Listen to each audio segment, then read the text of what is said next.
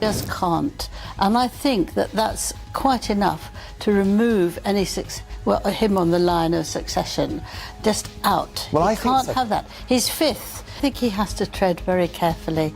Firstly for himself, because he is a monarch and he is a father, and it's very hard to take your love of a child, even if you feel that you absolutely hate. British public's right to vote for a government. He won't believe in anything Meghan tells him not to believe. I don't think we really know underneath there what he feels. Well, he claims to be anti-Brexit now, though, doesn't he? Well, he just keeps... He ditched the royals, and guess what? Now it looks like they're ready to ditch him too. Can you believe it? Angela Levin just dropped a bombshell. She wants Prince Harry gone from the royal succession. That's right, cut him off completely. No title, no future in the firm. This isn't just a warning shot, it's a royal grenade. That Harry has been banished from this event. That seems like quite a big deal. And just look at him, Prince Harry, all by himself at the U.S. military's Warrior Games in San Diego. No Meghan, no royals, no nothing, just Harry awkwardly flashing that smile for fan selfies, trying to look like he belongs, but oh boy, it showed. That discomfort, it was written all over his face. The event was touching, sure, but the visual, brutal. Here was the Duke of Sussex, no royal armor, no backup, just lost. I think, and I actually hope,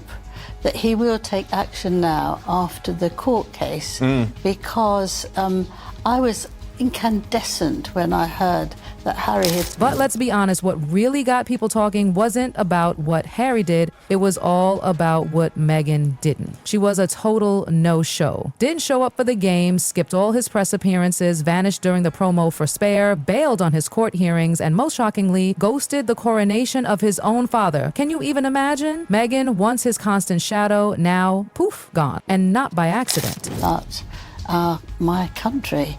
And I it's think the lowest of the low. It is the lowest of the low. It also shows that he doesn't give a damn about royal process. Insiders are whispering it's a quiet power move. Meghan's distancing herself while Harry drags their mess into the headlines. She's the queen of privacy, remember? And she's nailing the art of letting Harry take all the hits. So now we're seeing Harry front and center, completely solo, not just in photos, but emotionally and politically too. Caught between two worlds and neither of them wants him. To do. But I think that King Charles has been able to hold the nastiness that his son has... And King Charles? Huh? He's reportedly done. Fed up. Sure, he tried being the doting dad, the one holding the family together after Megxit, but enough is enough. Between Harry's accusations calling Camilla dangerous, slamming the firm for cruelty, Charles has had it. And honestly, can you blame him? Because it's just him. You know, it's been awful for him about Camilla and his William and all those, but he's been able to hold it. They're still prince and princess. Yes, I mean, they don't know them. They haven't been over here in it. And then came the ultimate snub, Charles's birthday parade. Not a seat, not a mention, not even a whisper of Harry cold. And it wasn't just petty, it was calculated. Loud and clear, you don't get to trash the family and still expect a slice of the cake. This was the first major royal event since Megxit that Harry was completely frozen out. Harry, to carry on like that, on the country, you can't be part of the royal... They should have it all stripped, and also their children should have their titles stripped too, because absolutely. it's a joke that they're raising two kids in California. Bringing them up, by the way, to just... And probably not the last. Angela Levin, oh, she's not holding back. She says it flat out. Charles needs to stop being the soft-hearted dad and start acting like the king. The days of gentle compassion over. It's time to protect the monarchy. If Charles doesn't draw a line now, Harry's antics could make the whole institution look like a joke. And nobody wants a monarchy that looks like reality TV. William, he's too close. We have to get him off. It's a bit pointless taking away him, you know, the Duke of Sussex, because he'll still be... About that. But it's still not enough, is it? It's quite a small fry punishment. I mean, actually... Angela Levin's not alone. Her latest rant was savage, but kind of necessary. She didn't just throw shade, she threw fire. She wants Harry out of the line of succession. No apologies, no compromises. Her point? Harry's mocked the monarchy, dismantled it piece by piece, and yet still clings to the royal perks? Please, enough already. Meghan becomes princess. Which don't is want true. that. Yes, but I think that he can't be in the line. He just can't be. I mean, it would, and I think even before... Royals apparently found it quite hilarious that Harry was banished to the third row, and actually the plume of Princess Anne's hat covered his face, and they found that very funny.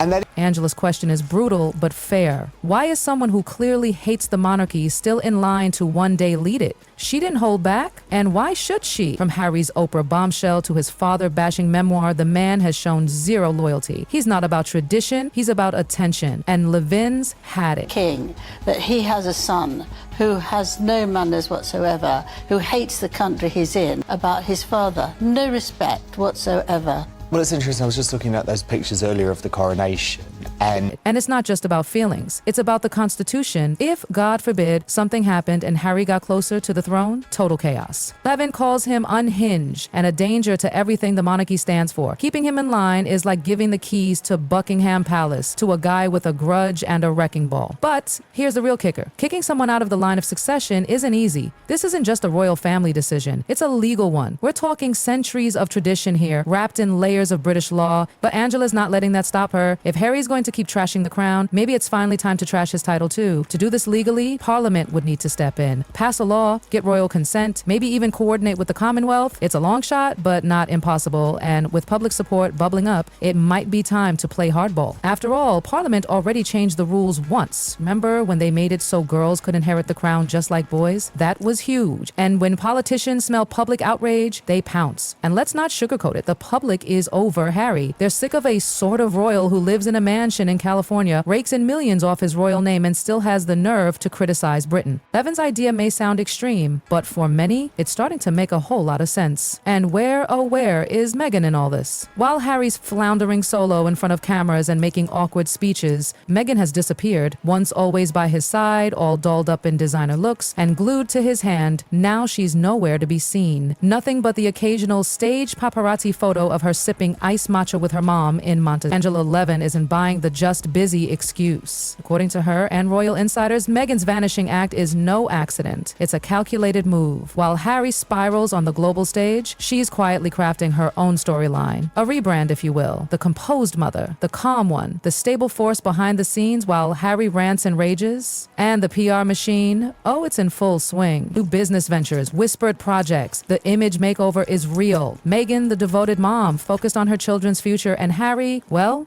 he's starting to look like a liability. Some say Meghan's laying the groundwork for a major pivot, possibly even a split. A separation, a custody battle, who knows? What we do know is Harry's been way too open about his trauma, drug use, and mental health. And in a courtroom, that kind of confession could backfire. He's admitted to taking drugs. He's openly said he killed 25 people in Afghanistan. Not exactly the safest ground to stand on if a custody fight breaks out. And let's be real, Meghan's silence lately, it's deafening. She's not backing him. She's not showing up. She's not defending him. Is this the grand finale of their royal romance? Or the rise of Meghan's solo reign and Harry? Oh, he blames everyone. The media made him take drugs. The media made him cheat. The media painted him as the playboy prince, always the victim, never the culprit. He takes zero responsibility, and it's getting tired. He left the UK, but the UK hasn't let him go. Every time he talks, whether it's an interview, a documentary, or his memoir, it circles back to the same theme: Diana, trauma, betrayal, rinse, repeat.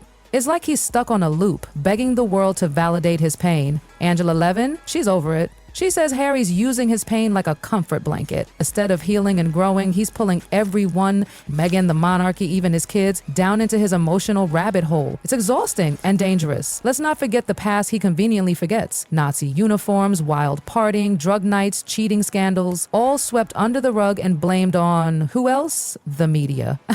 Angela's not fooled. She sees a pattern. Blame everyone else, never grow up. And that's what makes him such a threat to the monarchy, according to her. He's not just airing out family issues, he's setting the whole place on fire, bit by bit, scandal by scandal, one interview at a time. And Meghan? Some say she's pulling off the slowest, most strategic exit we've ever seen. Not a dramatic breakup. No, she's playing chess, quietly detaching, making him look more unhinged while she comes off more polished. Angela thinks Meghan could be gearing up to do what she did with her first husband. Mail the engagement ring in an envelope and boom, gone. Cold, calculated, final. And that's what has people terrified. If this ends the way some fear it might, it could be explosive. All the interviews, the court cases, the palace drama, it might have been building to this. The monarchy? It can't survive if one of its own refuses to evolve. Harry's not just stuck in the past, he's trying to rewrite it. And that, according to Levin, is the ultimate danger.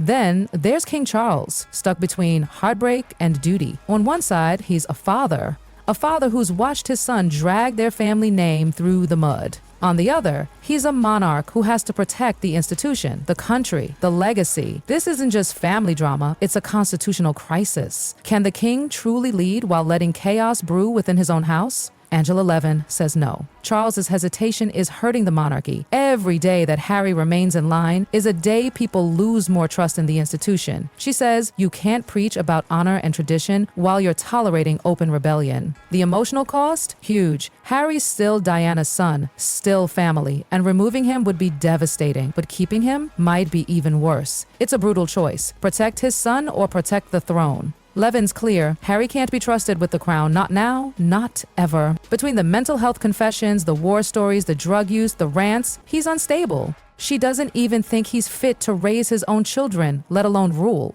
And Meghan, she's got her mother Doria by her side. She's building her own life, her own team, her own narrative. Quiet, steady, strategic. Angela's final verdict? The monarchy isn't a family business.